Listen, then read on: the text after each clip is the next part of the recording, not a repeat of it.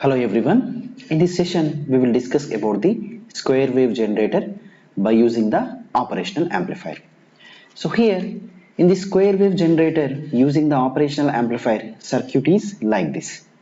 In the circuit, we have, this is the first terminal, terminal 1, and it is connected to negative feedback, and we can take it as a terminal 2. Just take it as a terminal 2, which is the positive terminal or non-inverting terminal.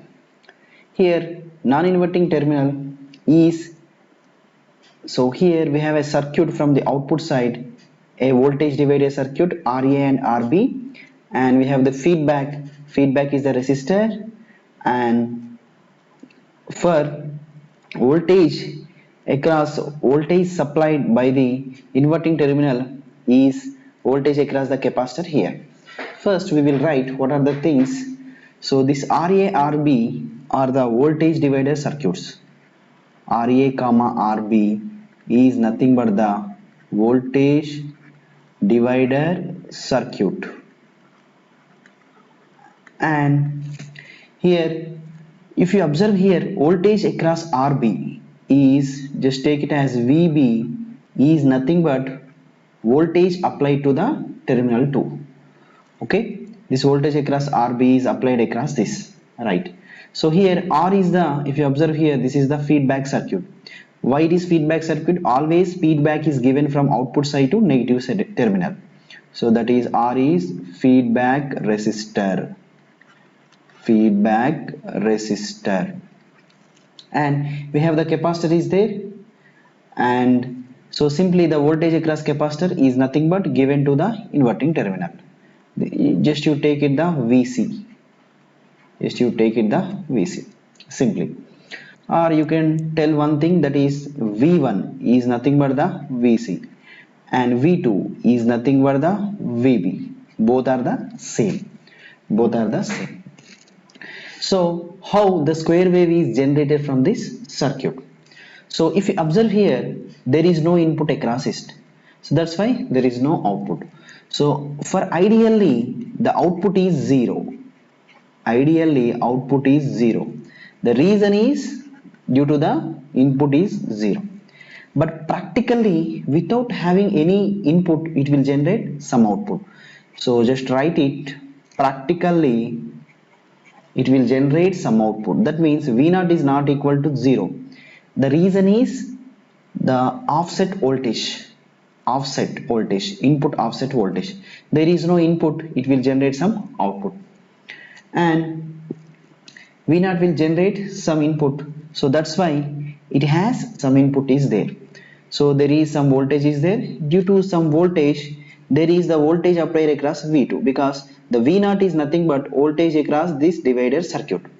So that's why there is some voltage is applied across to this. So for that we will write the VB or voltage across RB is like this. That is, so VB voltage across RB resistor is simply, first current flowing through this is V0 by RA plus RB. So this is V0 by RA plus RB, one thing, and multiplied with the resistor. This is the RB.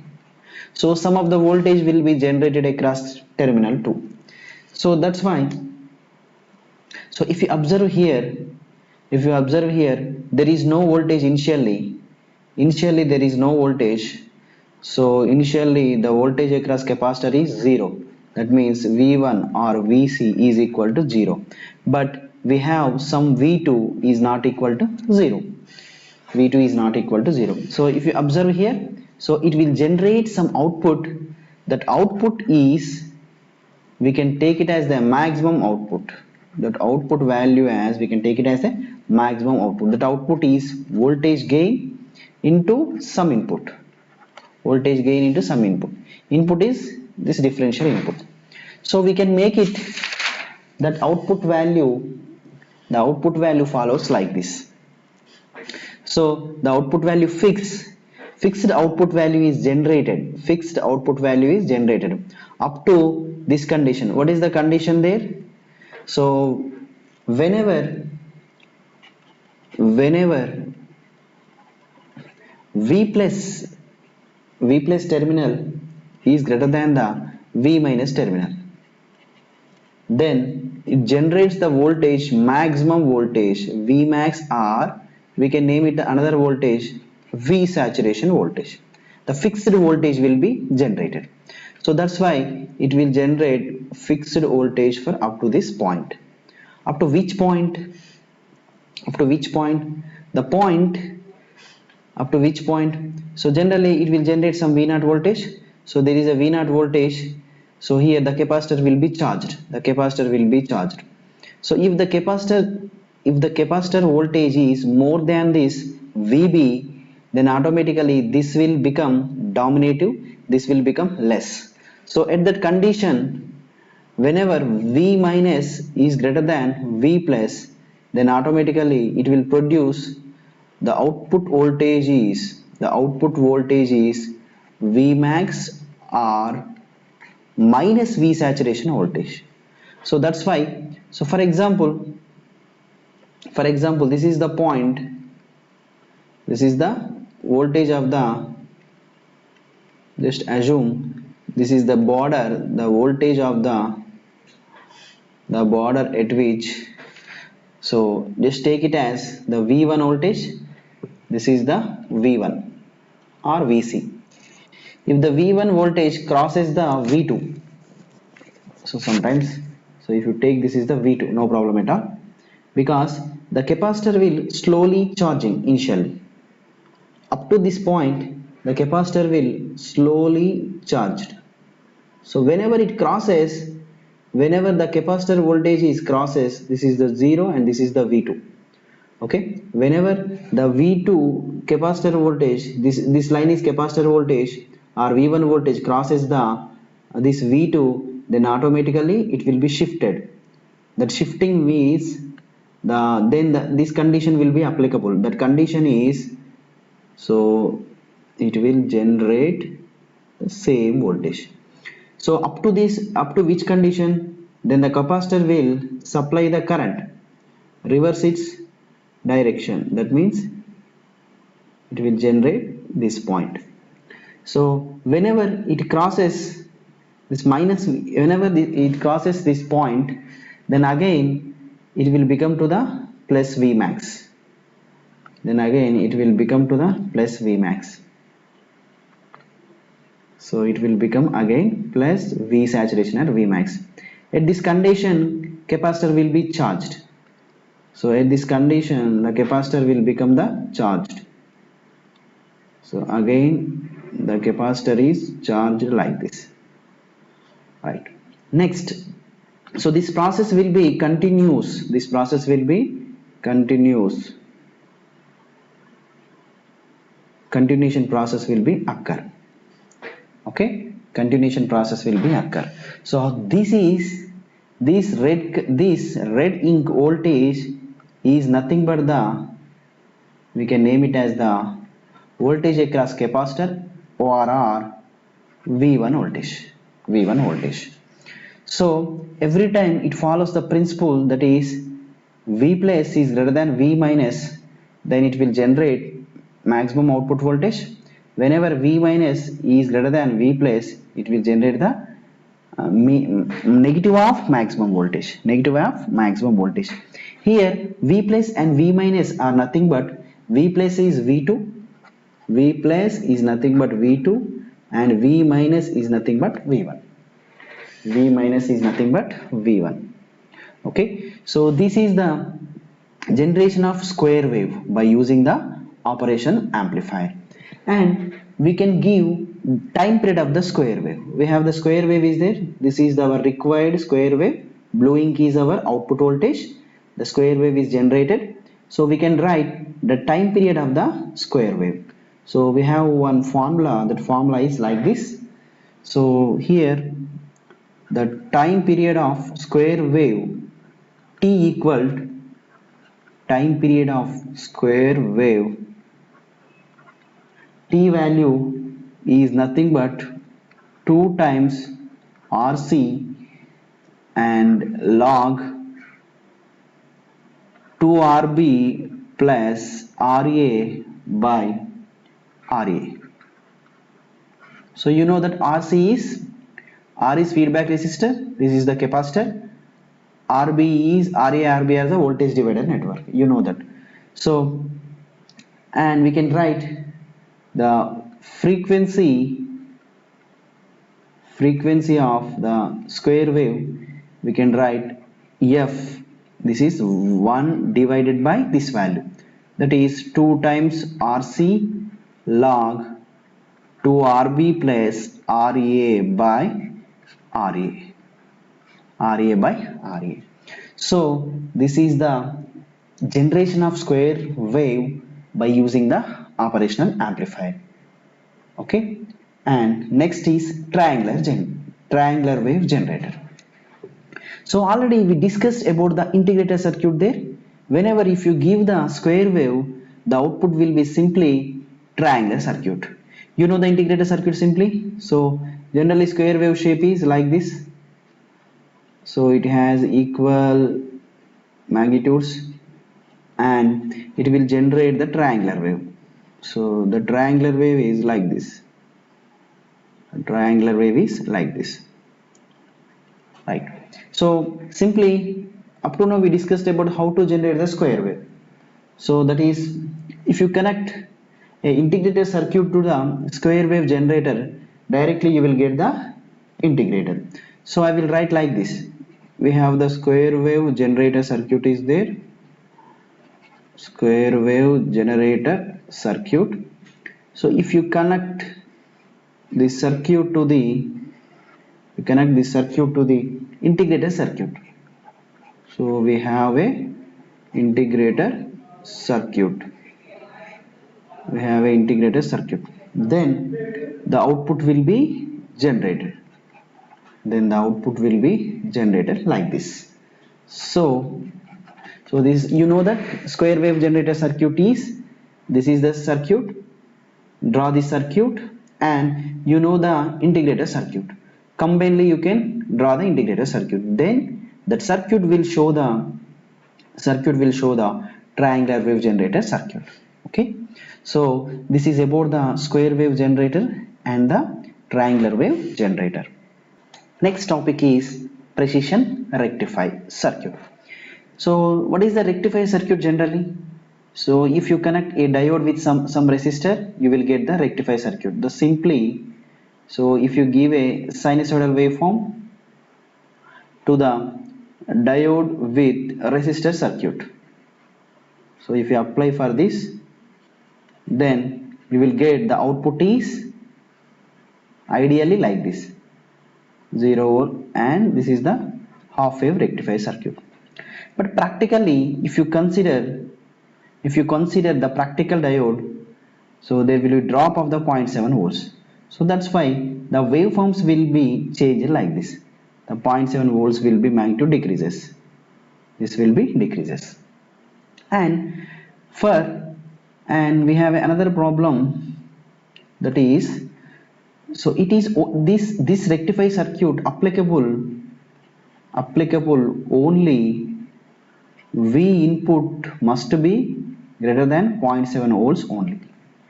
Applicable limit, it has a limit, that is applicable greater than the 0.7 volts. Okay, so in order to avoid this, in order to eliminate this, we are using the precision rectifier. The precision rectifier circuit can apply the voltage between 15 microvolts to and up to 0.7 volts or more than 0.7 volts also. We can apply by using the precision rectifier. Precision rectifier will give the exact output and it will take any drop. It will not take any drop. This is give the exact output. That's why it is called the precision rectifier. And this has very much applications. That is, input must, wherever the signal is greater than 0.7 volts, then it will be applicable.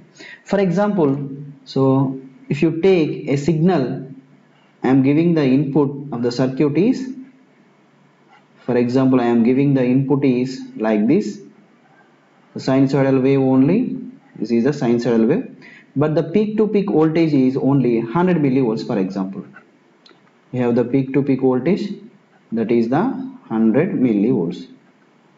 100 millivolts means it is less than 0.7 volts. For this input, how the precision rectifier will act, how the output will be given by the precision rectifier. So look at here. So this is the precision rectifier circuit. In this we will use two diodes. This is the diode 2 and this is the diode 1, and we have the feedback resistor R2 and directly given to the output here, and we are using a load RL, and we are giving the input is given to the inverting terminal. Then whenever the input is given to the inverting terminal, always you will get the negative here. Okay, negative here, that is the thing. So here, for example, we are giving the same thing, 100 very less voltage input. How it acts we have to discuss here. So for example, first we are applying the positive half cycle to this signal. Then what happened? Positive half cycle means generally it is the positive signal. Generally it is the positive signal.